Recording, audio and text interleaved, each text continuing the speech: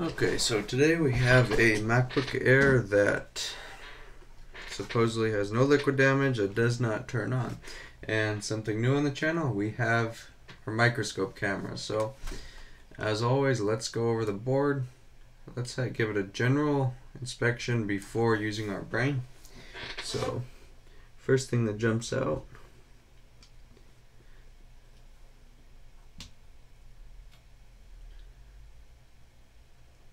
not much here, looks pretty good, right?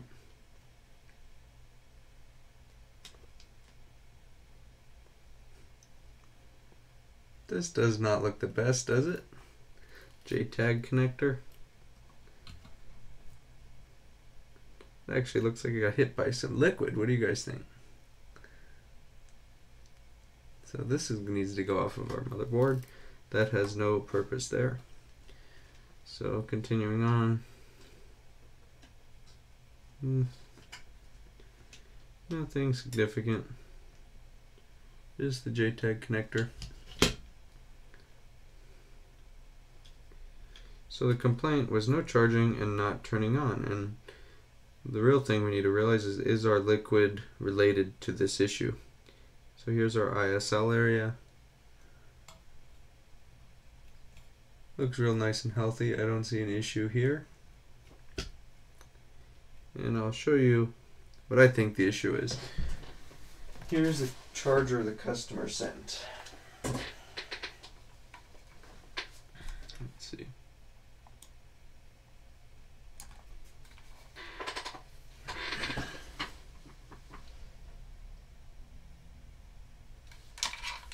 That's what the customer sent. So no wonder we have charging issues. Let's grab a DCM board and let's start measuring.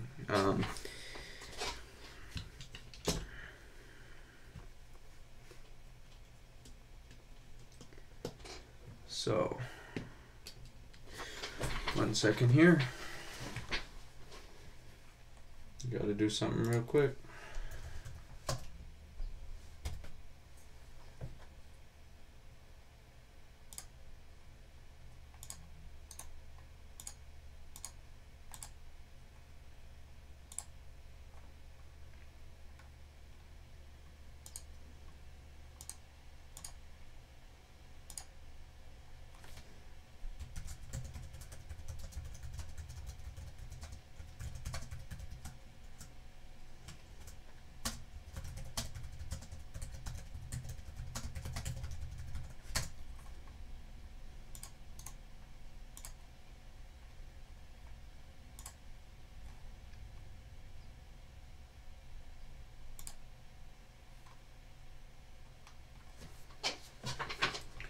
Do we have sound? Is everything good? Yeah, it looks like it. Alright. So we have our DCM board. Let's plug in our charger. And this board, this computer case is just completely torn up. I mean, somebody took it apart and ripped a bunch of stuff, so plugging it in, we're obviously not going to get a green light, but we get no spinning fan. So let's measure. What's our first rail that we need to check, especially when dealing with charging issues? And that is PP bus G3 hot, and that is going to show up on our backlight fuse.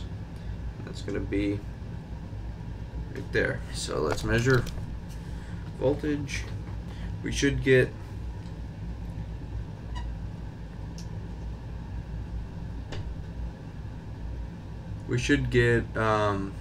8.56 volts here. We get 0.81. That is not going to work. So let's measure for a short so we not know our issue. We're missing PP bus G3 hot as expected using that kind of charger. Let's check, see if our one wire circuit is working. Actually, yes, it would be because I'm using a different DCM board. Flip the board over. Next thing that we need to check is our ISL. And our ISL, we need to check pins 17 and 18. Have a look, just see if I can see anything visually wrong.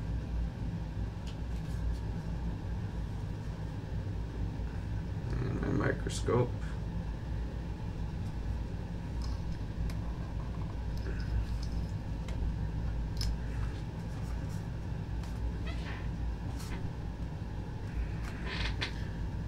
and stay.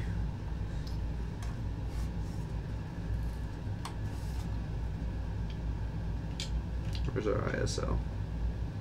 Here's our ISL. We need to look on the board view to find pins 17 and 18. And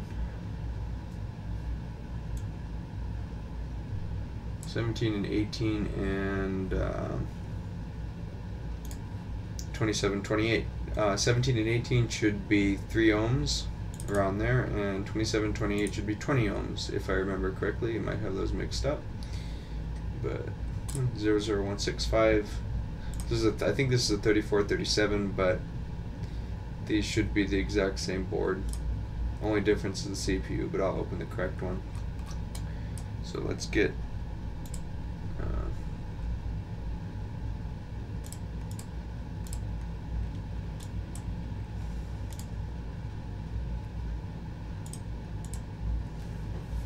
so here's a tip.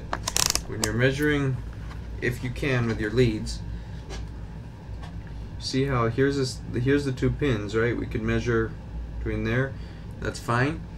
But sometimes the trace is going to be blown, or the connection between under the probe point to the chip is going to be blown. So if you can, measure on the chip itself.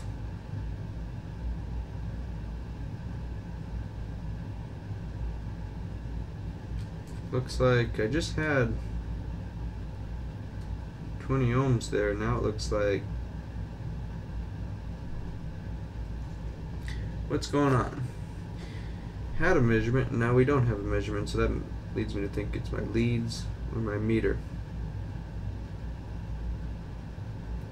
No, it looks like we have a blown current sensing resistor. We have open line between these 2 pins. That should not be. We should have a connection. So let's see which one it is. Now right here I'm getting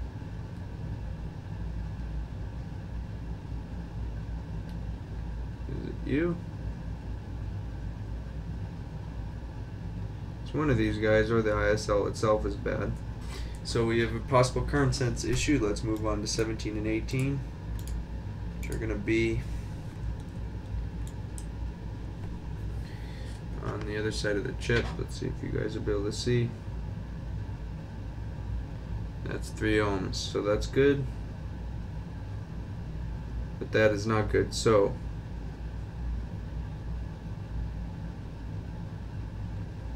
we could have a couple issues here. We either have a blown shunt resistor, and I'm checking that. Let me see. I'm still getting used to this whole camera setup and everything. We're good here, so that means our issue is either going to be with one of these 2 resistors right here. So what we're going to do is we are going to repeal and replace both of those. See, so we're going to get our hot air, our flux, a little bit. We're going to rip those off the board because those have no business being there.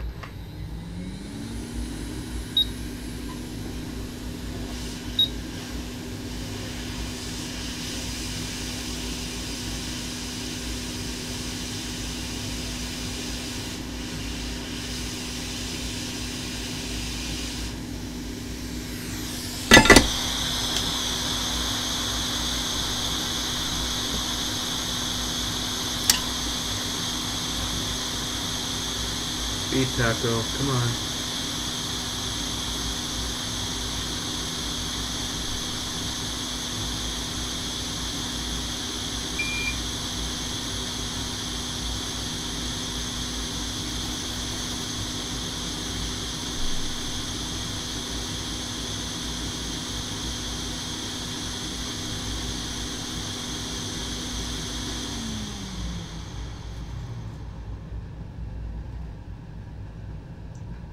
I don't think we need a wick here. There's no need to wick, just put fresh solder down. Sometimes it can be easier to wick, but no, that's fine. So let's get 2 proper resistors off of a good board.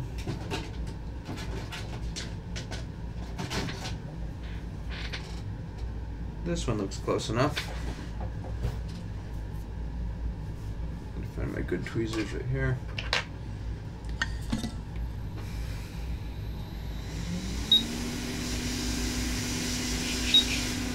Turn our air down. We don't want to be blasting 120 liters a minute. Put these resistors on. If we do, we're going to blow them off the board.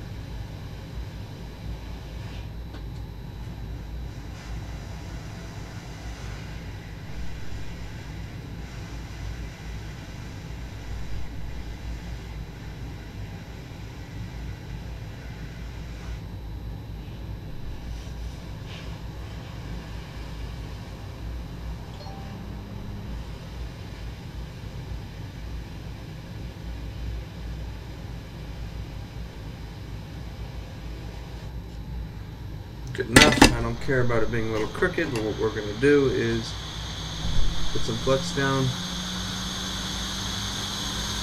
and go over it one more time until these guys fall right into place. Just a perfectionist kind of thing. You'll see them move when we melt the solder. There's one.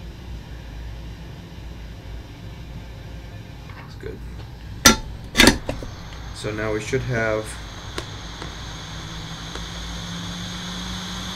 proper measurements now. Yes, we have 20.9 ohms. Now let's think about something. We have proper, right? From inrush, right? Inrush on our charger, from our charger, if that's going to kill those resistors, our ISL is gone. There's this. You know, our ISL cannot stay on the board. If it was enough to blow those resistors, the chip is probably dead. So it's time that we rip that off the board. So.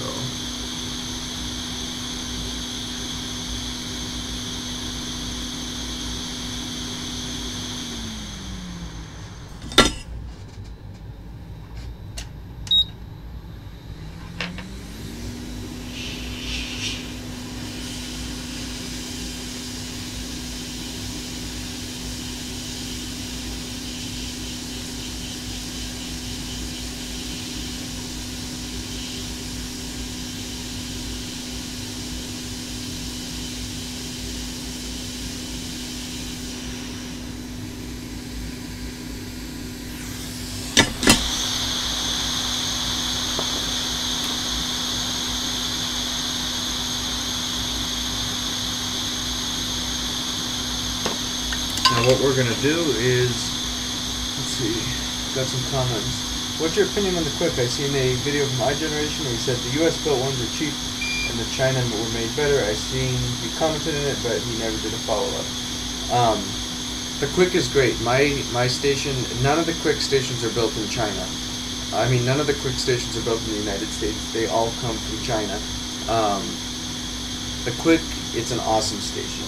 There is, I don't know if you've seen the video by Lewis, but I'd highly suggest you check out the video by Lewis where he compared it to the Hakko. It is a great station. I actually had to wait for mine because it was coming from China. It was on a boat, so I had to wait over a month to get it, but most of them are stocked now. I have not heard any quality issues about the Quicks that come from the United States. Lewis is selling them, so store.rossmangroup.com. I would get one to him just to support him from what he's done, you know, in the community. When I got mine, Lewis wasn't selling them yet. I got mine in March of last year, so I've had mine for a while. But it's an excellent station. I have zero issues with it. It has plenty of power. It's a great station.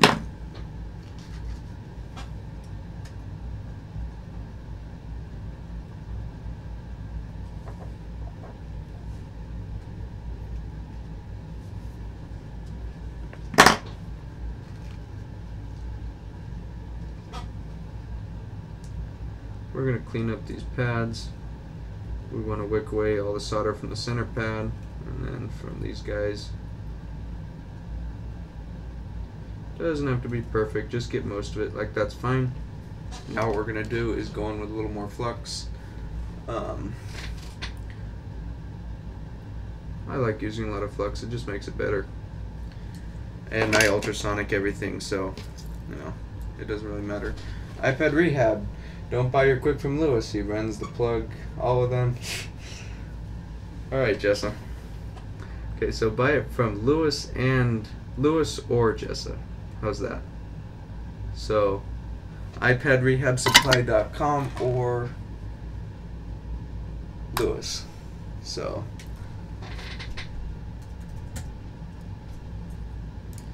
you can get your quick from, let's see,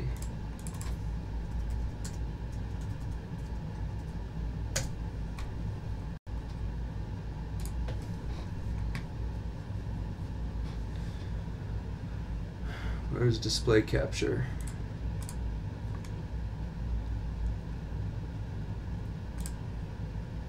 Add a second display capture.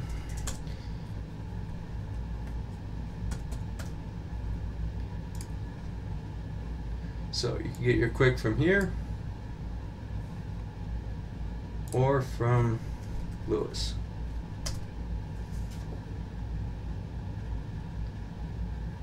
So either one of these websites will do.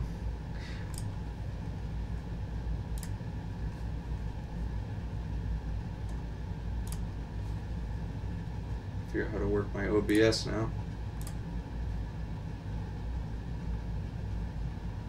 Yeah, the teardown, you know, one thing I was thinking about,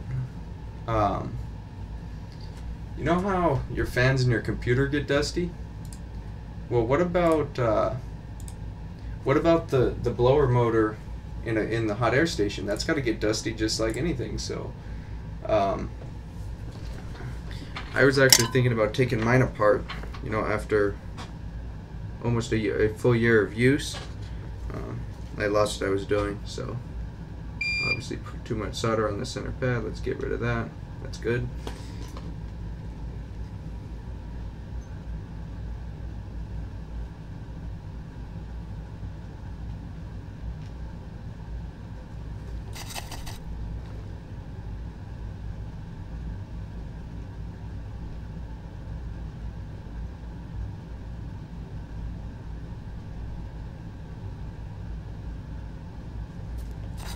Yeah, but any of you getting a quick, get it from Jessa or Lewis or members of the community. You know, I'd rather support them than bigger companies when in reality they're getting them from the same place, but you know,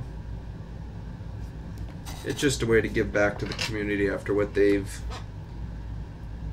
you know, what they've contributed.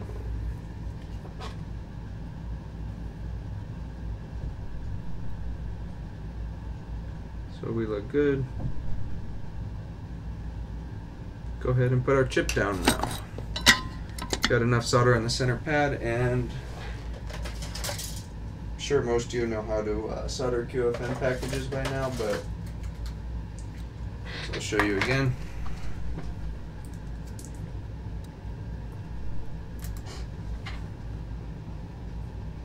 We have our chip. We want to make sure we have the orientation right. If you put an ISL on the wrong way, bad things will happen. Don't do it.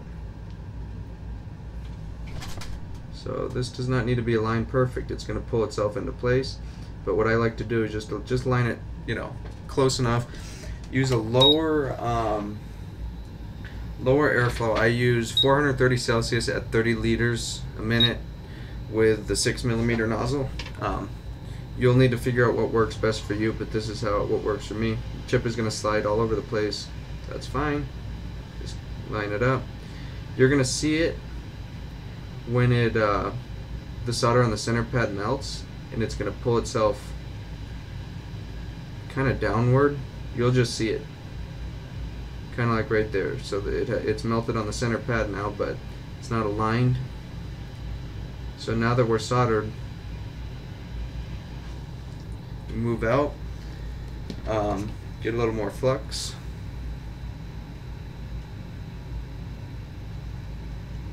And now what we're going to do is put our tweezers on it, heat it again, and we're going to push it down. And you're going to see the solder blobs come out of the edges. That's perfectly fine on a QFN package. So just keep tension on it with your tweezers until it melts, and you're going to see some solder blobs come out. As you can see, it's good.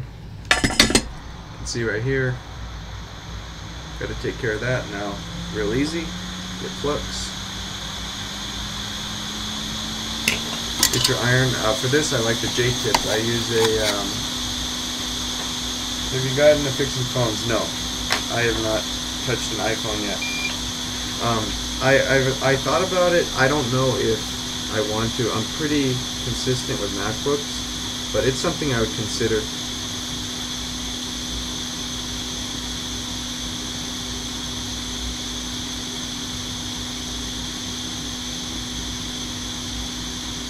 I enjoy fixing MacBooks, you know.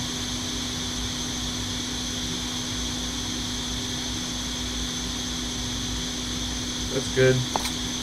Now for the moment of truth, our PP Bus G3. Wait a second.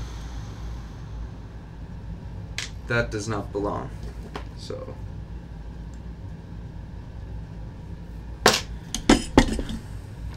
Before we turn this thing on, let's get this J-tag off the board.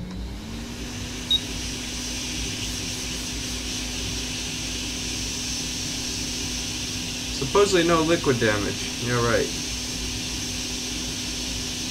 Everything is liquid damage. Especially when I'm heating it and I smell strawberries or something. So let's get out of here.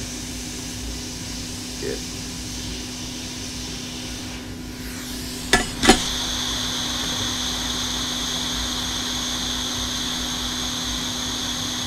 Yeah, see that.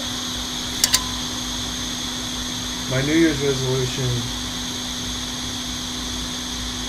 this time, yeah, I don't know about that. It's been pretty busy here. I might try and do some phones here, you know. It's something I'd like to get my hands on a broken one. I'm not gonna just do it with a customer's device. I have some iPhone boards, but I could practice on. I would like to get a if I do start doing phones. I have an FX951 now. I'd like to get a dual port station to have my FM 2027 and a FM 3032 or whatever it is, the micro pencil, and probably some tweezers. So let's see, does this thing turn on?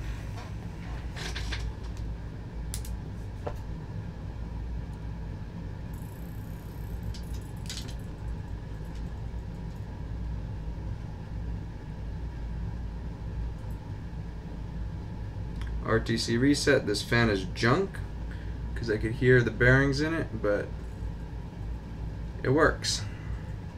So this is done. This is why you do not use,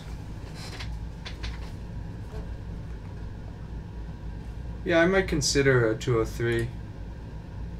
I don't know yet. I'm getting really consistent with MacBooks, so unless you want your ISL to die, and unless you want to send your stuff to someone that's going to charge you a good amount of money to fix it, do not use one of these. So, you know, this is a customer's charger, but they need to get a new one. I'm even going to write on this, do not use, because this is junk and this is why it died.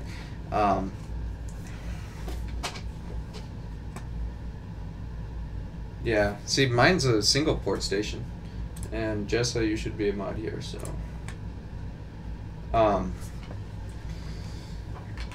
Again, this is like iPhones with TriStars. The ISL is like a TriStar, only a little bit different.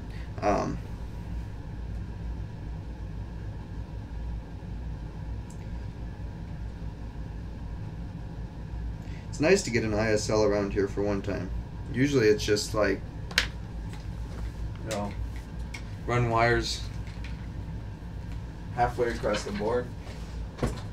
and that's not fun. So they're ultrasonic heating on, starting to heat up, and this is done.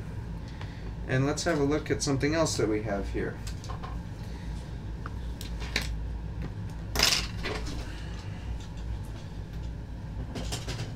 So this one I think I'm gonna save for New Year's Eve. This one's gonna be fun. Why not have a little fun on New Year's Eve?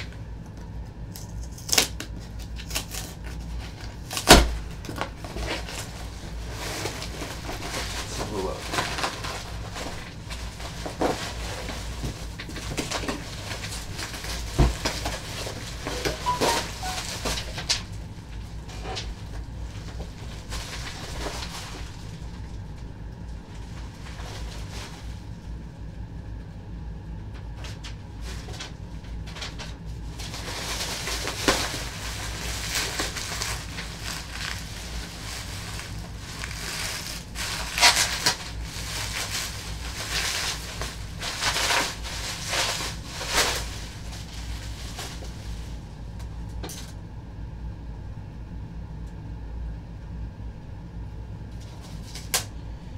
Okay, this one's beat up. I need to take pictures of this.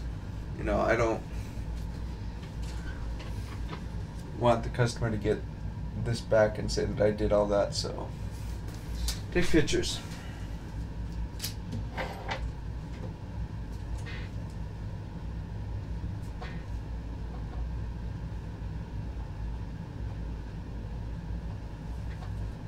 This looks like it's like went down the side of a mountain or something.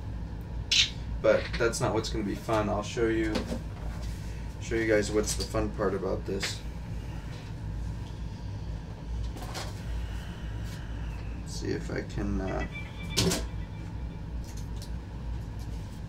I don't think I want to pull the board out right now, but we're probably going to do this one tomorrow night. So.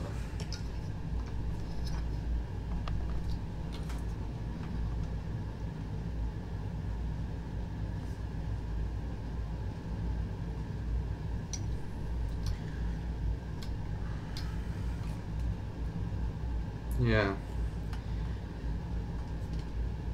Doesn't this look just fun to solder a new connector on here, and we're gonna have to run a whole bunch of wires, so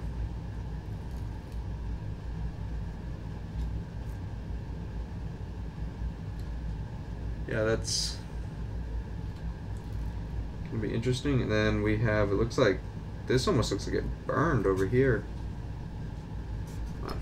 Stay. Microscope is sliding.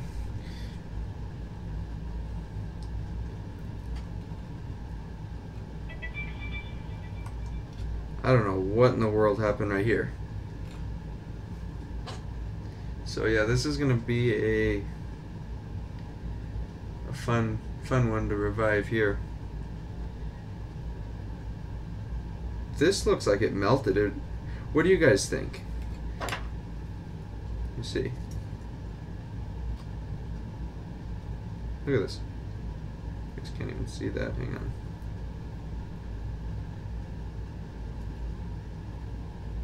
I mean,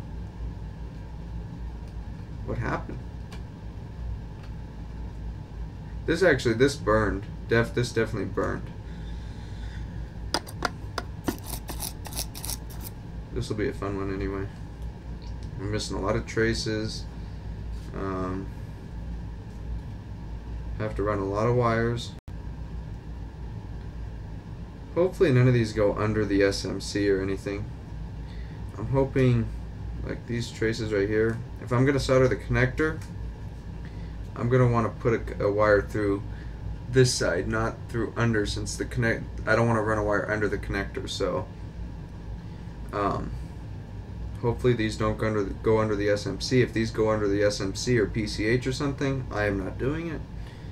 And this can go back. But some of these look easy, but I don't know what happened here. So this definitely looks like it's shorted. I mean, that looks like charred board.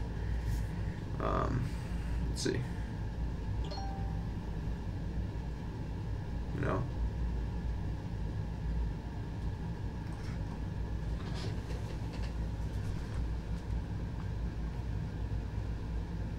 Spark made them jump and rip connector, probably.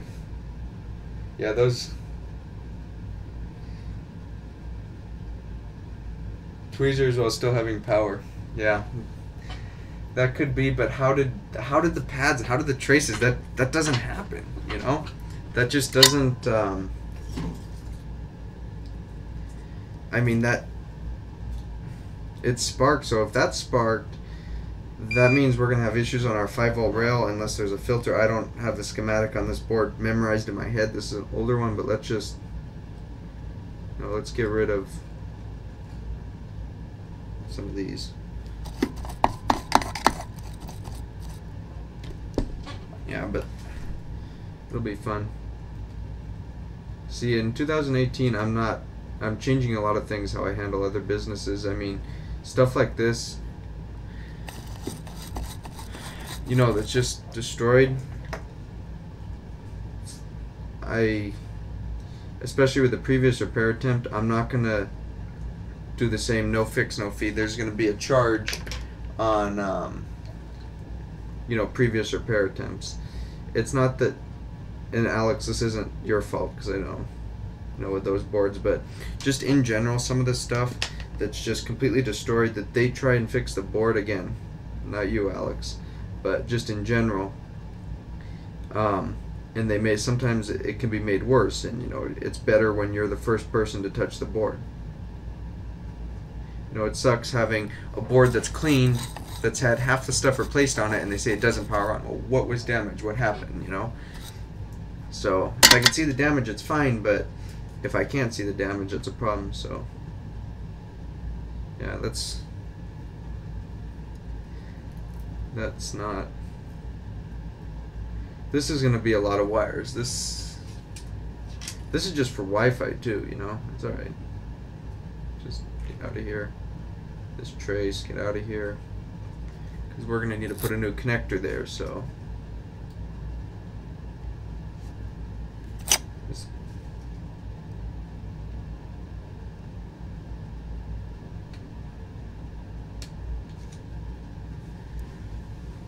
we started a charge for prior repair attempts.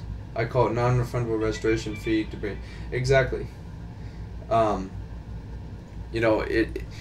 Doing it no fix, no fee, and then having half the board be, destroyed and have half of it replaced and cleaned, there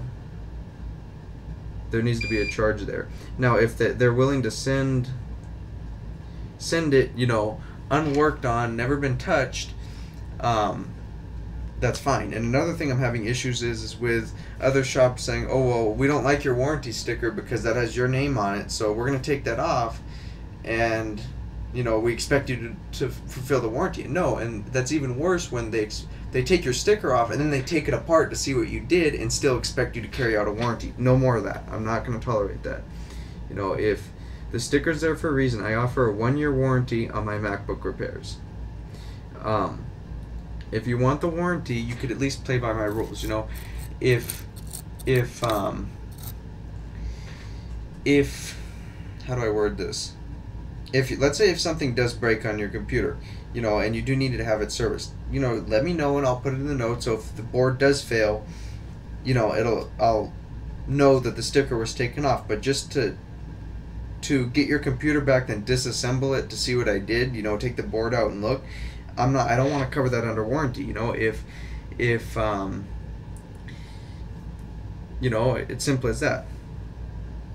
If you mess with it after I fixed with it, I don't think I should warranty that.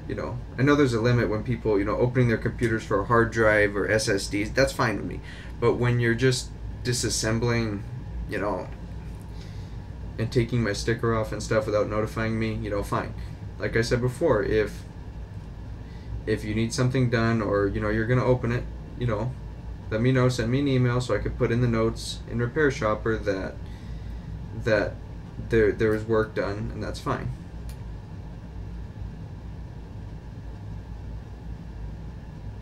Yeah. So pretty much done with this. Tomorrow night,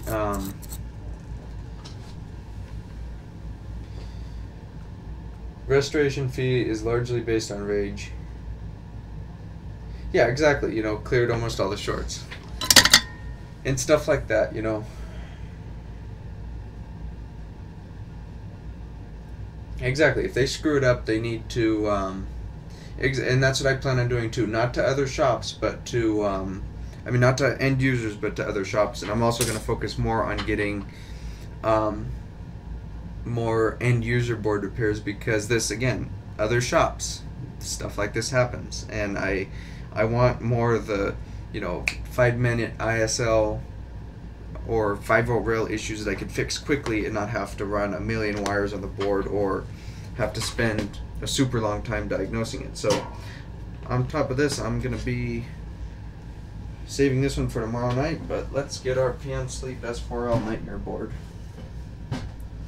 So next one, 820 3024 3208, I don't know. It's a 3208. No liquid damage whatsoever. Perfectly clean. Missing PM Sleep S4L. So let's go over what's going to cause that. So what is PM Sleep S4L? Some of you don't know. Hope most of you do. PM Sleep S4L is a signal from the PCH for S4 rail initiation. That is needed, and it's a pretty common issue, pretty common thing to be missing when you have liquid damage. But when you don't have liquid damage, what do you think I'm thinking has failed? This guy right here. Let's hope not, though. So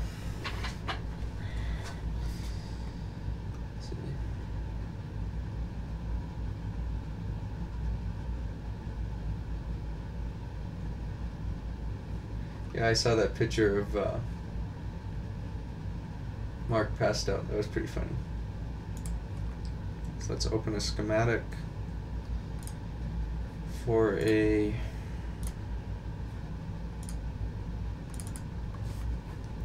$3208.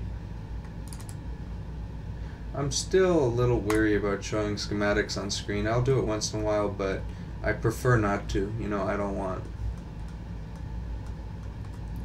Board views are fine, but...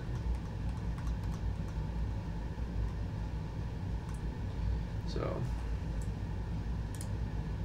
I wanted to look at... I don't have a DCM board here. This is a board...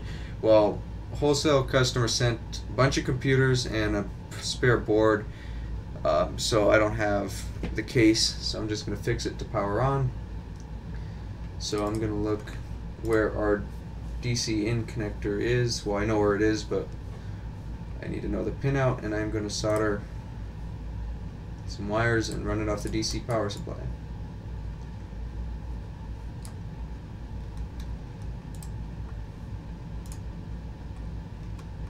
So pins 1 and 2 are PPDCN G3 hot, which is going to be a 16 volt rail. What you're going to find though is, you know, 14 to probably 20 volts is fine. I wouldn't push it too much. I'd keep it at 16 volts, but usually they're pretty accepting of though.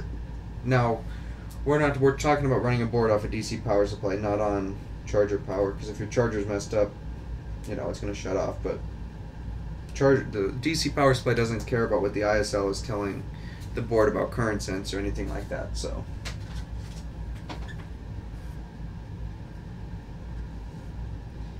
I had to solder smaller wires in my DC power supply, so I'm just taking those off now because those are going to be garbage for what we're using it for.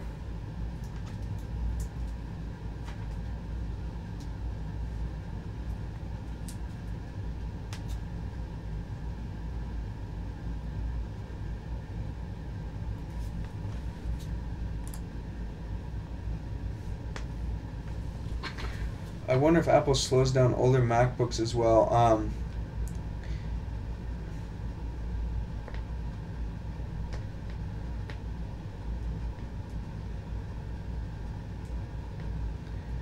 I was thinking about that.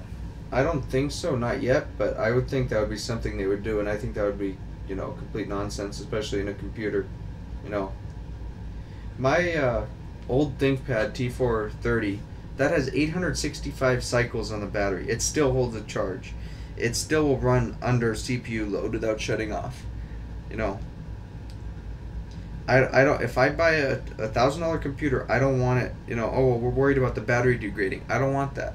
You know, I want the 3 gigahertz processor that I paid for, not no 600 megahertz chip. So just keep that in mind. You know, you pay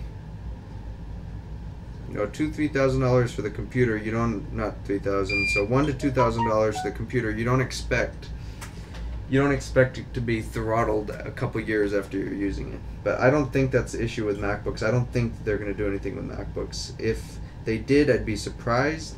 But then again, it's not out of the realm of possibility. You know, it may happen, it may not, but I kind of doubt it.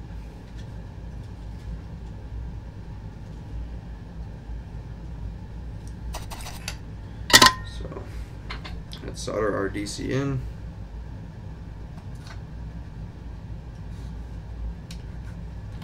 Since pins 1 and 2 are the same, make it easy on ourselves, we're just going to put a big blob there. We don't want to short our 16 volts to anything else, so I'm going to keep it more on this side.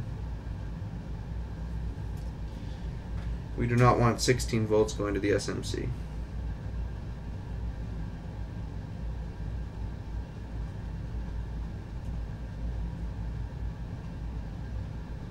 Good enough, that's solid.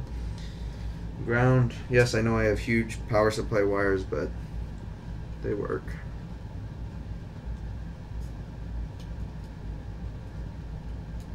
Now if I have to solder that on a smaller component, of course I am going to use smaller wires or solder smaller wires to it. Ground is soldered. Turn our voltage all the way down and our current all the way down for right now, and we want to adjust to our desired power, which is around 16 volts, 16.4 volts, around there. Again, doesn't have to be exactly close. The board's not going to care if it's getting 15.5 volts or 16.8. It's going to work. So let's slowly turn up our voltage.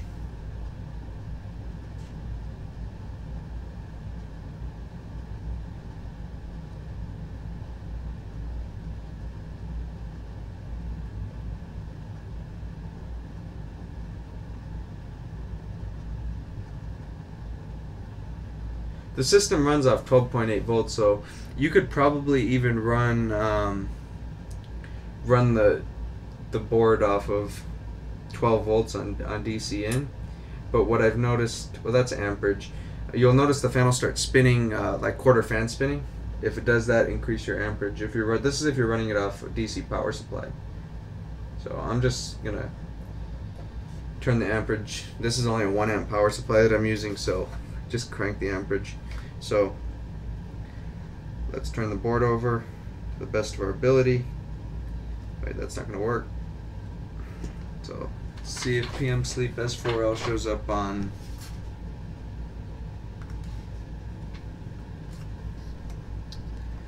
this other side. Alex, are you talking to me or Jessa? You're talking to Jessa, I see.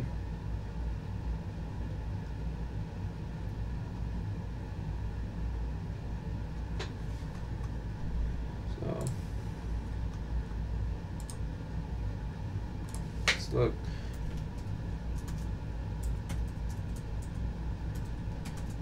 So we also have to think. So of course PM Sleep S4L does not show up anywhere on this side of the board. That's going to make it a pain. It shows up on a whole lot of places on the other side. So notice our PCH is getting warm. But let's measure if we have proper voltage on PP Bus G3 Hot, because no PM Sleep S4L can also be an SMC issue. I doubt it. I don't see. Yeah, we're at 8.4 volts. That's about right. So I don't see many SMC issue, many PM Sleep S4L issues caused by SMC. Not saying it's not possible, but it's not something that I see very often. I want to see if I can put PPDC in G3 hot somewhere on this other side of the board just to make it less of a pain. Should get a DC in board.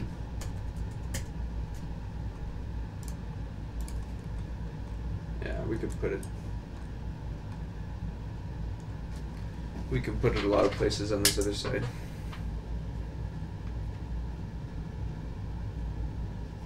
So let's desolder this.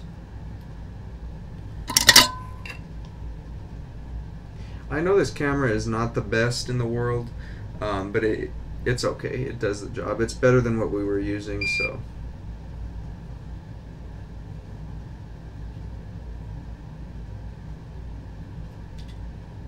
You know, with streams, I'm not all that great, you know. But this is better than nothing. Of course, if I start getting a ton of subscribers, then I'll buy a better camera, but this is okay for right now. So let's find, we're going to solder our DC in. Now let's, I think it's going to show up on,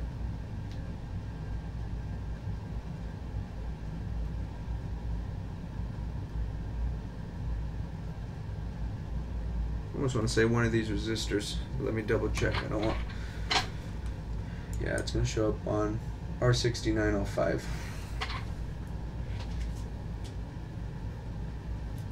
R6905 is going to be this top one.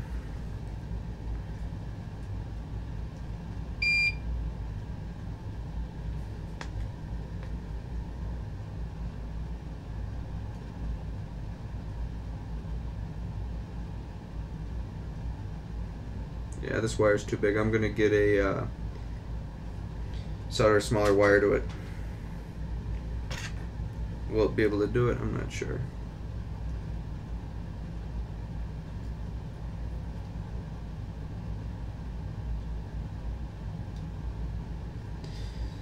I could try again. Seems like it's going to be too heavy and it's going to pull that resistor right off. Let's see.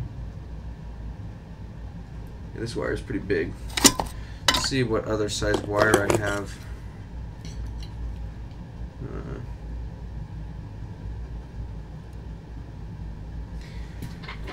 Since you have to remember, our smaller wires, hang on. What did I tell them about my video setup? What would be nice? I don't have a this doesn't have a capture card. This is a USB microscope. I have my Samsung Go mic that somebody sent me. That's hooked up to my ThinkPad T440p, and that's hooked up to 2 monitors. And I have a Logitech 1080p webcam that I got at Best Buy. Nothing special. That's hooked up to my laptop as well. So nothing special. This is a AmScope SM3 NTP, I think, and this camera is an AmScope MU035, which is their lowest end camera.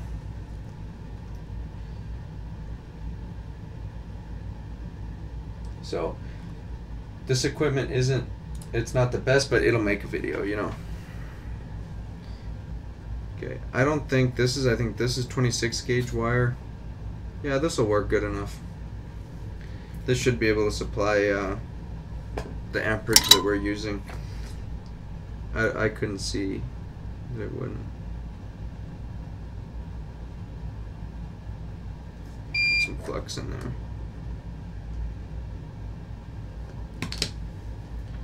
Could get sandpaper and make this easier. No, it'll burn right off. I'm gonna take this, we're gonna cut it and solder it to our power supply.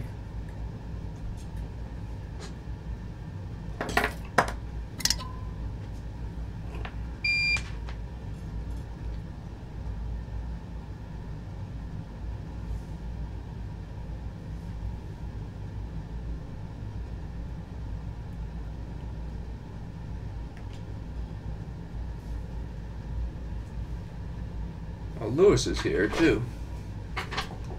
Let's make Lewis a mod. Okay.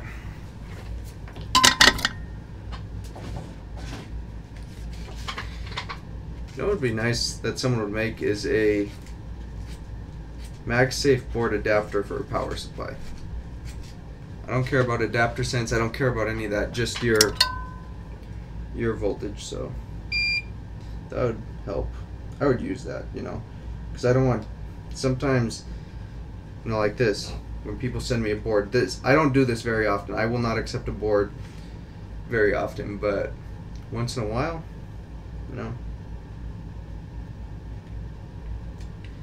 And to Lewis, this is a 3208, no liquid damage, missing PM Sleep S4L. So that is going to be a fun one. That's if I could solder this stupid wire to the power supply.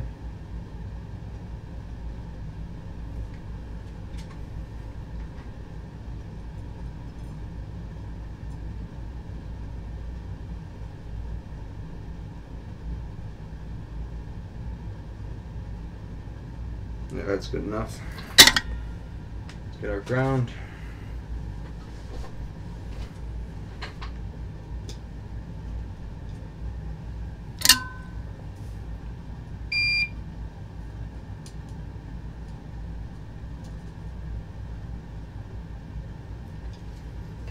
Okay, and now we should be able to measure. Current's all the way up. Let's find where PM Sleep S4L shows up on this side of the motherboard. What's the issue? Yeah, no PM Sleep S4L. Sorry, something fell. No liquid damage whatsoever. Probably the PCH, but we're gonna try and save it. Maybe it's a clock issue. Maybe for once, PM Sleep S4L will be caused by a bad clock chip. So measure where PM Sleep S4L is on this board. It's going to be, wait a second.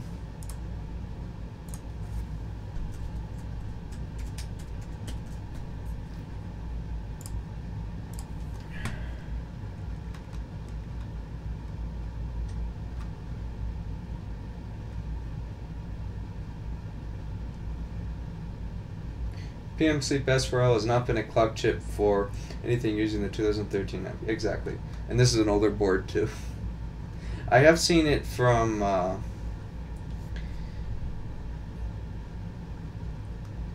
usually on PM Sleep S4L, I find that if the chip is outputting PPV RTC G3 hot, it's usually not the issue. There are rare cases when, you know, it's something with 32 kilohertz will be messed up, but it's usually, in my experience, if it's outputting that signal, it's probably fine.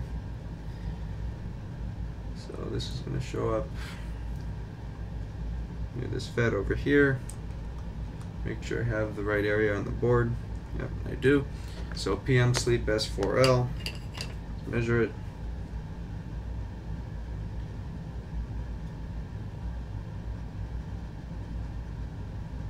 Wait a second.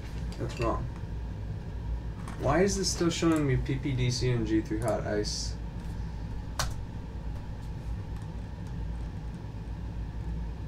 Okay. So R5704, that's going to be near U5700. Yeah, PM Sleep S4L. What is this?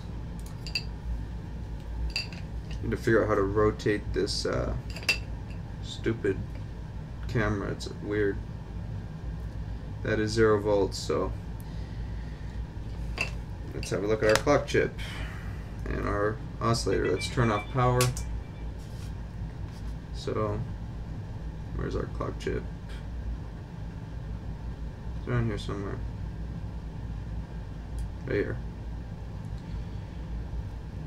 And you guys see anything wrong with that? Because I don't. So no liquid damage whatsoever. Let's just look. Let's just go over it again and see if anything is hiding. Let's see. Let's just go over this really well and see if anything is hiding. Near our BIOS maybe. No, BIOS looks good.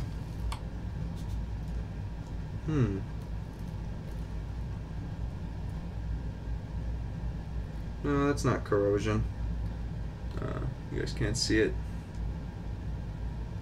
That's not corrosion, that's just the usual nastiness. So, I don't think it's an issue with the BIOS. It could be. No, you know what? That almost looks like a little bit of corrosion. Maybe liquid hit there. Maybe BIOS is affected. SMC looks good. We're just looking for clues, you know?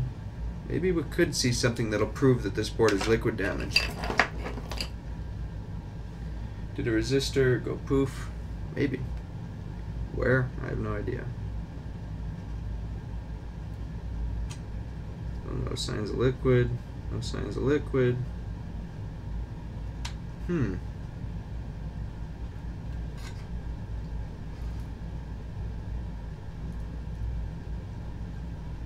wonder what that is. Looks like some liquid to me. But it doesn't look like it caused anything to be damaged. Or that's flux. That could be flux in the factory, actually. Let's see.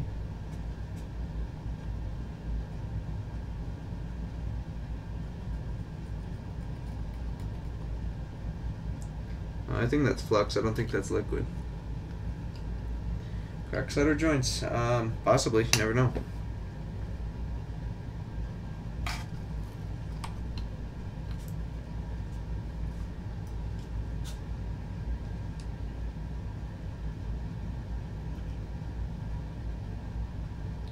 Yeah, you know what? There comes a limit when I need to teach myself not to waste time on things that I know are not going to be fixable. You know, PM Sleep S4L, usually it's an SPI termination. On newer MacBook Airs, that's usually what it is. It's usually a SPI tray, something like that. Sometimes clock. But when you have no liquid damage, you know, usually on those you see liquid damage. I don't really think an SPI termination resistor is just going to die just like that, but why not? Let's check them. I really doubt one is going to fail just out of nowhere with no liquid. Usually it's going to take something to kill them. They're not just going to die out of nowhere. Now PCH, especially, I think this is an IV, so PCH, maybe a PCH will die out of nowhere. So let's open the schematic.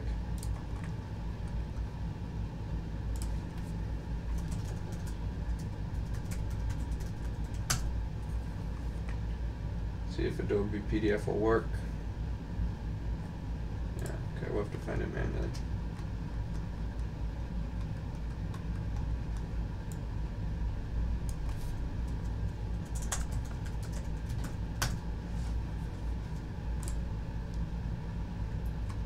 It's our Thunderbolt, not gonna matter. Right here. So here's our SPI bus series termination resistor. So basically you don't need to know exactly what these do.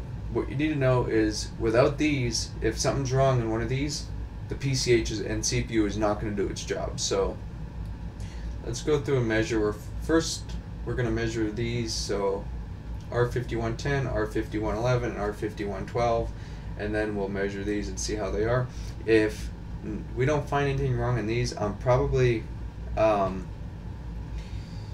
going to waste any more time on this board, because I have a feeling that it's going to be a complete waste of my time, especially with no liquid damage. If it had liquid, yeah, maybe I'll attempt it, but I don't think I'm going to with no liquid damage. Let's open the right board view. Our first one to check.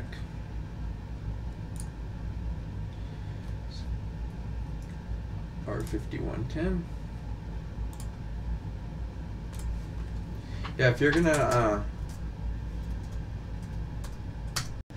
stream, probably if you're gonna stream on a ThinkPad with 3 monitors, a camera, 2 cameras, a microphone, probably get one with a quad core CPU and not a dual core, because this is pretty slow. So let's have a look. Try and find it now because it's in this mess of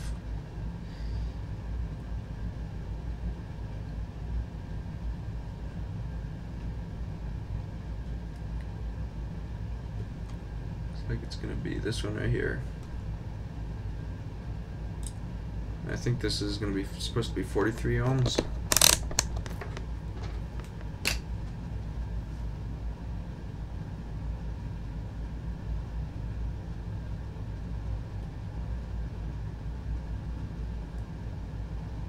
Mm, 15.3 ohms. What's the schematic say? 15 ohms, so R5111. Let's go back to the board view. This is going to be boring going through all these. And the most important thing is I know they're probably all fine, but be right near it. I think that's another 15 ohm, I don't remember.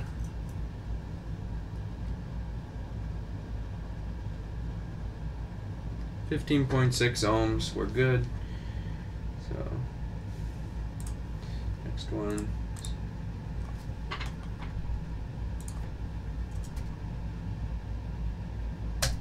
You are correct. To the person that asked about what an SPI termination resistor is, it's just a data line to the SPI, like or BIOS to CPU communication or something of that sort.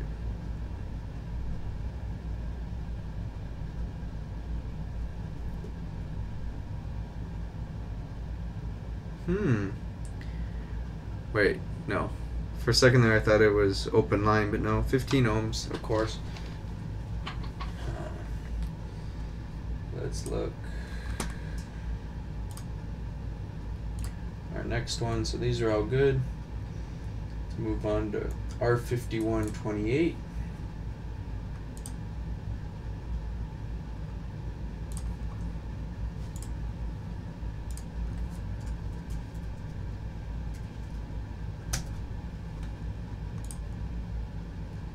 Would be near the JTAG connector. Very common area to be hit by liquid, right near the JTAG connector. So let's flip the board over. Let's look near the JTAG connector. It's going to be in this batch. Let's close these windows out so you guys can see the screen.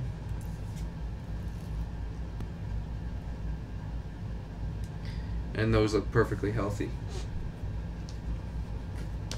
So I think also is power good needed for S4L. It depends on the board. I don't think on this board, I don't think the CPU starts sending out power good signals until S3. I'm not 100% on that, but I'm pretty sure. Because I'm pretty sure we need to get to an S3 state before. I could be wrong. We'll look. We'll check that. Let's. Which one was it? So that first one. And what is that one supposed to measure? I'm gonna say 23, 24.9.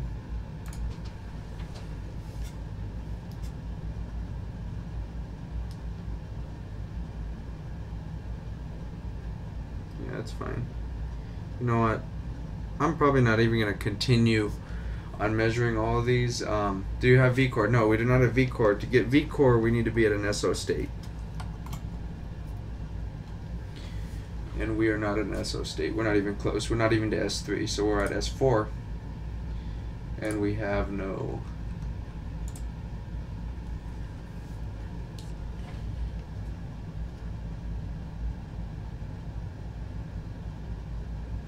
.43 point something. 43, 51, 26, it's going to be right next to it.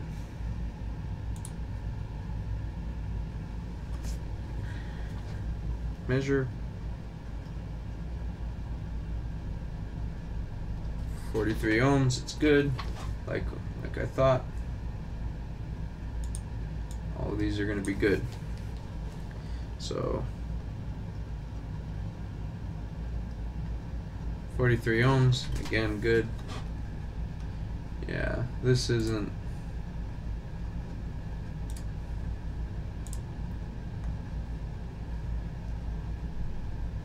$51.20. So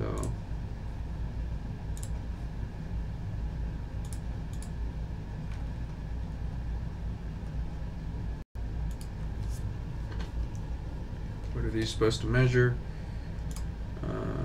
15 ohms. All these are 15 ohms, so I'm just going to measure all three. There's 3 in a row right here.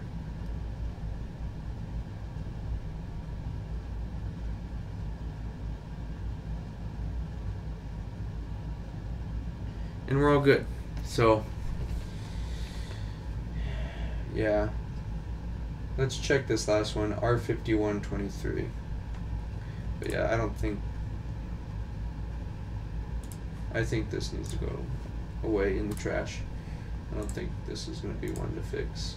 I could throw a new clock chip on it just to see.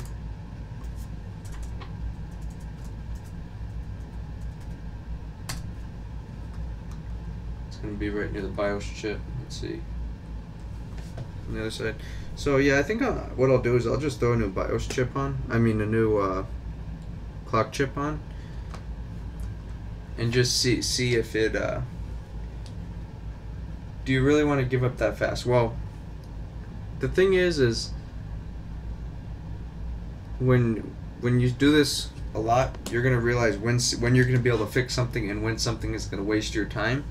So it's not really giving up, it's not wasting the time that you know that is not gonna work. So there's our clock area. Well,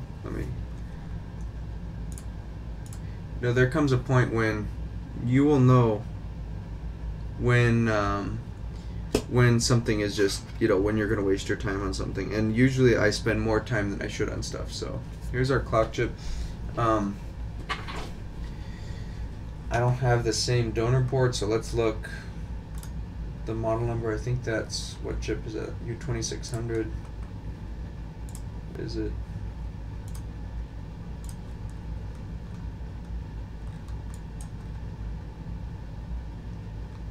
U2700. So hopefully this is the same. It should be. I think it is. So U2700.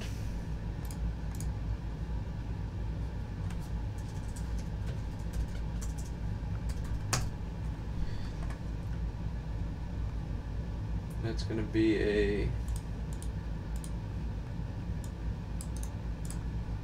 SLG 3NB 148A. Let's look at like a 3115.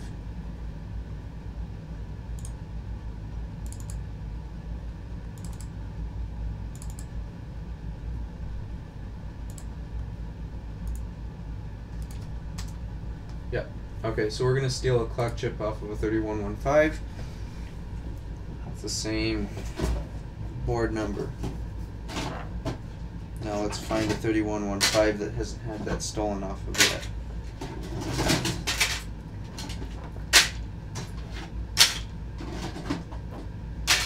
Here's a 3115. No, that's a 29.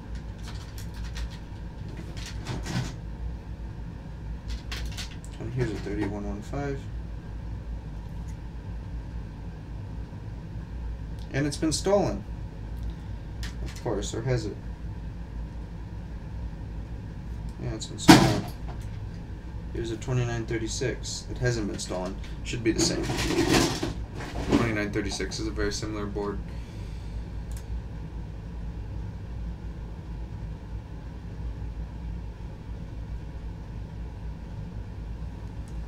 Okay. So let's take down the orientation. So our dot is going to be facing the oscillator. Let's take off this old chip.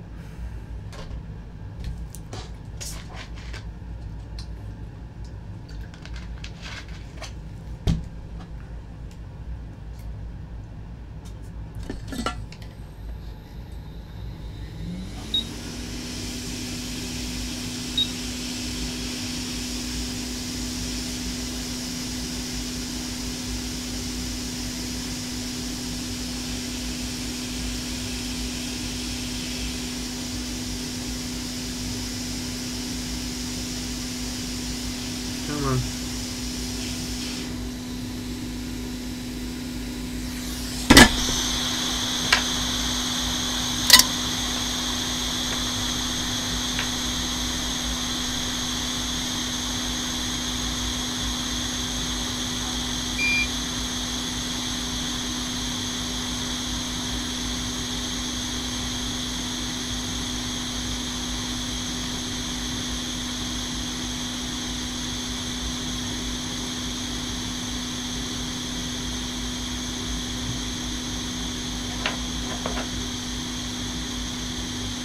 Exactly, it's important not to burn yourself over something. As a tech, you are going to screw up. You are going to break stuff. You are going to tear cables. Sometimes it happens. But don't beat yourself up over it, you know. Of course, don't make a habit of it. Don't do it every repair. But eventually, you're going to break something. Everyone will. But that doesn't mean give the customer back a damaged device. No, fix it. You know, fix what you break. It happens. You know, just like with board repair. This is brain surgery, you know, stuff goes wrong sometimes. For me, board repair, my main issue is, you know, I hate disassembly and reassembly.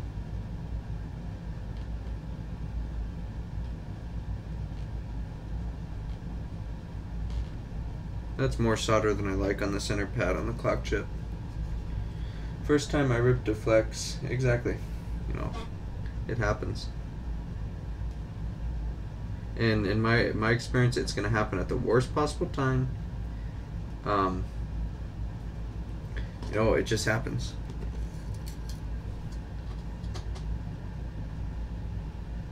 $10 to 30 hours to fix one. When I started, okay, now when I started, keep in mind, I had where is it? If I could find it. I had some cheap digital microscope when I started that had like 2-inch working distance. And it took me an hour to replace a current sensing resistor. You know? When you start, yeah, fine, 10, you know, but 10 to 30 hours is too much, you know. Usually if I'm not going to be, if the fan isn't spinning within, you know, an hour, the board's done, you know. But sometimes I do spend too much time on stuff, and that's something that I know I do. I spend too much time on stuff sometimes. Now, which way is the same way? So we're just gonna pop this chip off and put it on the other one. Yeah, it'll get better.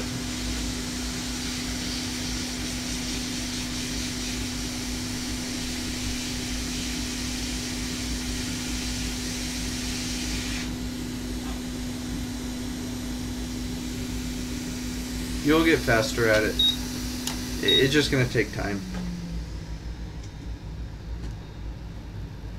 Knowing when to walk away from the alcohol. Yes, and that's something that then I think, oh, well, I could fix this. You know, I think it might be this, and look what I'm doing right now. You know, I know this board is probably gone. I know it's probably the PCH, but you know, part of me says, well, what if it's a clock chip? Okay. I'm going to fix this, and then I'm going to put the clock chip on. If it still doesn't work, then I know it's screwed. I'm not going to bother with it anymore.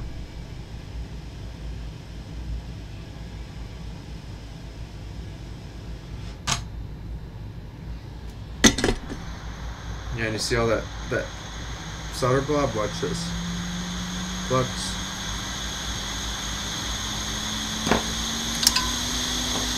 Sourcing right, yeah. Sourcing, I get my parts off boards from China that have holes in them. Quality OEM parts.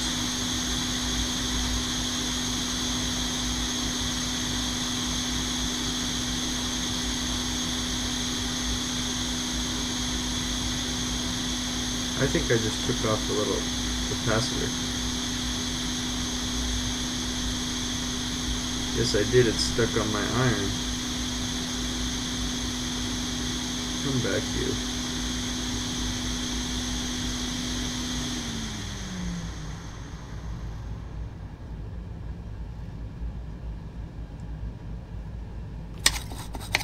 I'm not leaving this, I'm just putting it back right now. I'll put a new one on if this does work.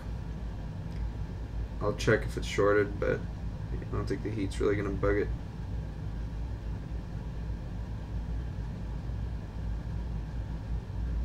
Get off my iron, come on. Oh, whatever. Stay off then. What capacitor is that? I think that's going to be...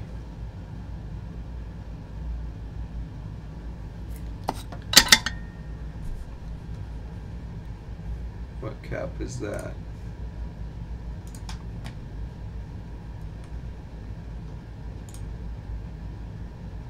C2724. PP3B3. Nah, we're not going to bother with that right now. It can live for... If this does get PM Sleep S4L, I'll put it back, but...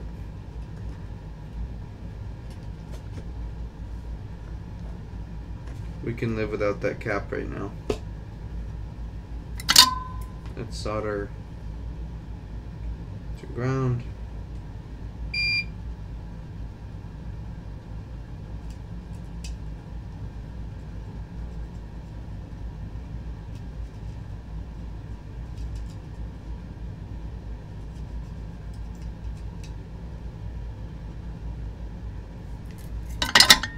Kick the power on.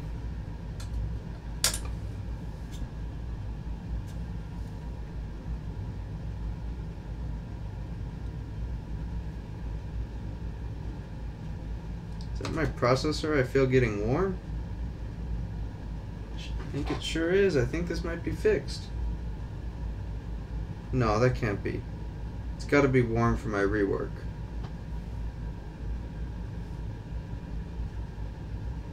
Let's see. Let's measure PM Sleep S4L again.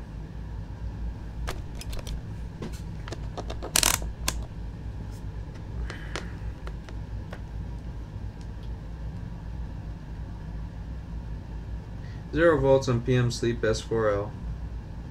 Yeah, with no liquid damage. Current draw is 0.2.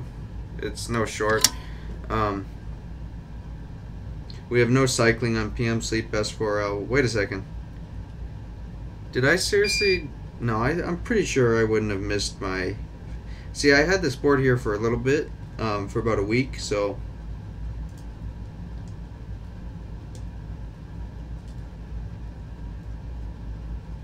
Pretty sure we have our S5 rails. I don't think I would have missed that. I don't think I would have... Let's check 3v3, S4, and... I shouldn't be doing this with power on. 3v3, S5, and 5 volt S5, so... Soldering the ground back on. So... I know they're probably going to be there. It's almost never that, but it's 5.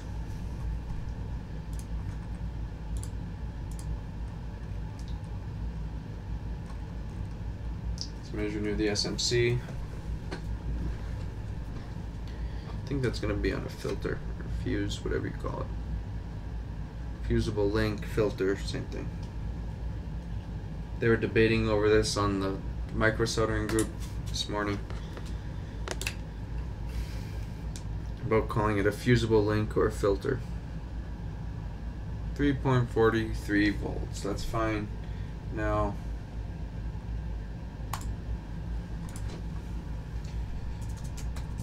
PP5V, everything coming out of the SMC? Possibly. I'm not going to check in each individual signal, that's a waste of time. So U7201, that's going to be our 5 volt rail. If we have both S5 rails, I'm going to call the rabbit hole and move on.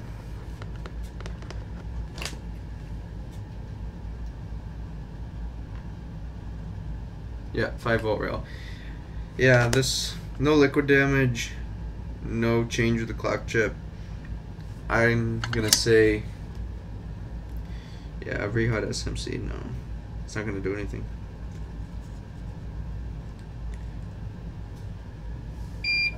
Alright.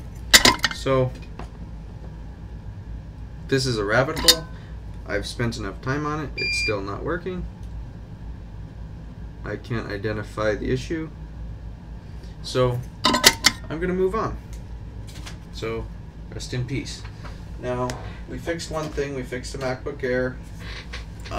And you saw a little glimpse of what we'll be doing tomorrow night, how I'm spending New Year's Eve. So hopefully I'll see many of you tomorrow. And I got the camera in, as you guys can see, so I hope that helps this channel out, because without a microscope camera, the content here really was lousy. So thank you all for watching, and I will see you tomorrow.